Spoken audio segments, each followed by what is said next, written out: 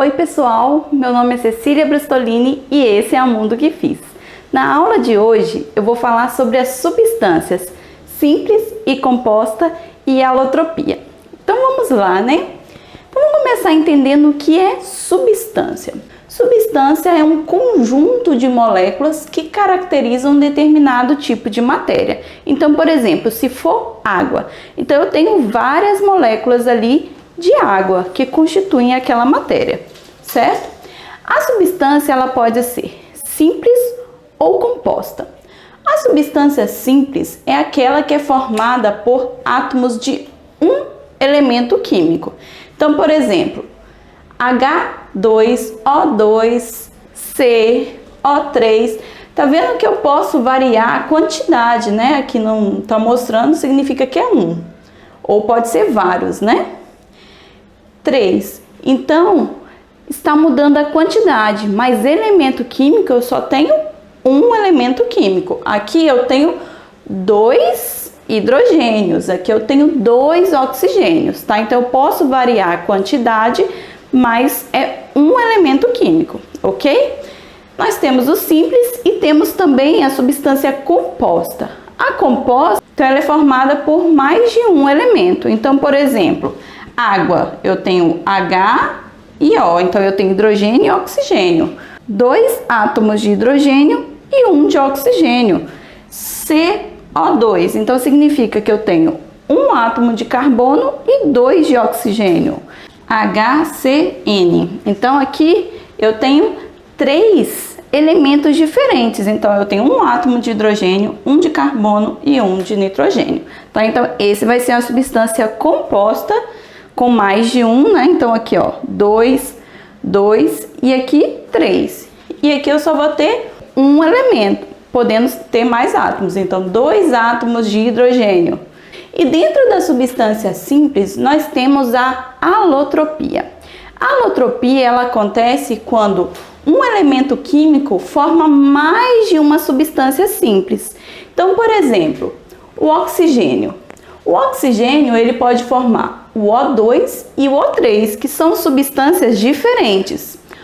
O O2 é o gás oxigênio que nós respiramos. O ozônio já é um outro tipo de substância, tá? Então são 2 diferentes, né? O ozônio tem muito na camada de ozônio. Um outro elemento que possui alotropia é o enxofre.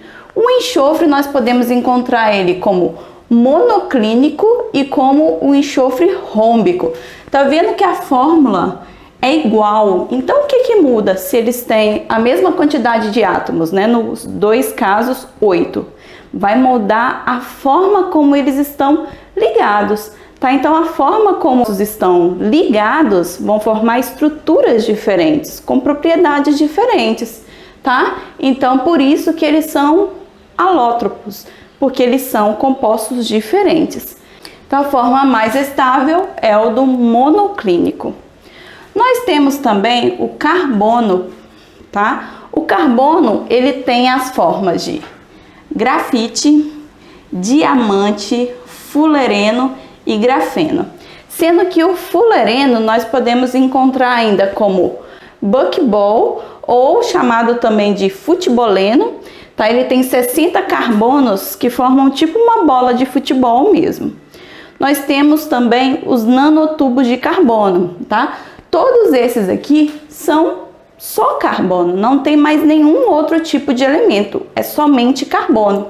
E quando a gente para pensar, né, o grafite e o diamante são carbono, só carbono, tá?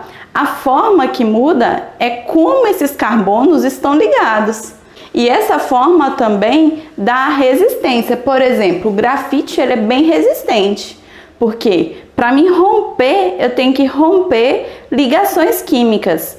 Agora, o diamante, as camadas de carbono, elas ficam em fileiras. Então, para quebrar um grafite, é muito fácil, porque está rompendo interação intermolecular e não ligação química. Então, a forma como esses carbonos estão ligados dá propriedades diferentes para eles. Nós temos também o fósforo.